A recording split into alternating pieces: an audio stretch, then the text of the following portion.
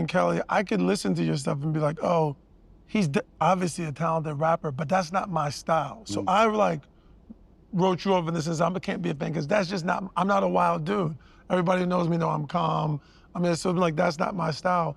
But then when I started studying you as a person and got to know you much later, I'm like, oh, this is that. And now listening to you just now, like, oh, I think things that are memories, like, oh, I'm like, no, you and I are the same type of, literally the same type of person, but was there a moment for you where you were like, oh, this character that I've created, I now need to be just me and MGK? Like, Absolutely. did something happen or was it just over time? Well, one, I got on, like, you know, I envy Glow because she came out with FNF and it just seemed like she was herself already. Like that felt like she's standing on that, right? Like I grew up in front of the cameras very young, 18, 19, 20.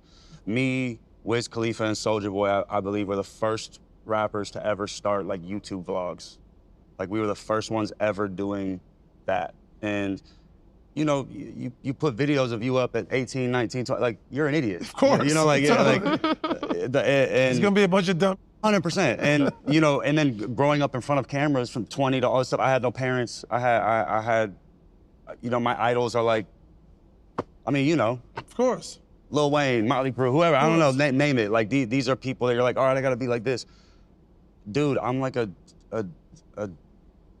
dork. I'm like a kid who like doesn't know anything. I'm just like a lost boy trying to find something to belong to, you know, like, and music was always that for me. And so you wrote me off at a stage, but then I grew, and then maybe some people found me at that stage, or maybe some people wrote me off then. So there's an album called Hotel Diablo, and it came right after like a very infamous beef I had. It's my most proud album I had, and it did really well as well, but it was written off, like no critics would review it. It was kind of like, people had a bad taste in their mouth, so they're like, nah. But if you listen to my voice is even different. And I learned when I was in studio session with Pharrell, this was recently, but I learned like, you know, your voice reflects like where you are in life. Like my voice on Wild Boy was very constricted. Yeah. It was like an affect I had. Now my voice is pure, it sounds like who I am. You know, it's like, it's grounded, it's in itself. And Pharrell taught you that? He was talking. I mean, I noticed it when I hear those albums. I listen to Hotel Diablo and I'm like, damn, like I'm a fan of that album. I love that album. And then when Pharrell was sang, like, cause I couldn't hit a falsetto. We were trying to do a song, I couldn't hit a falsetto.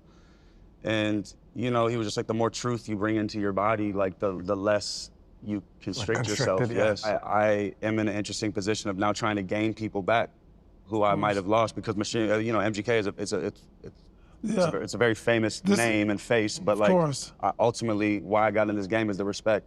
I don't want to lose anybody. I want everybody to be like, bro can rap as if he makes great songs. Yeah, you are exactly. for sure.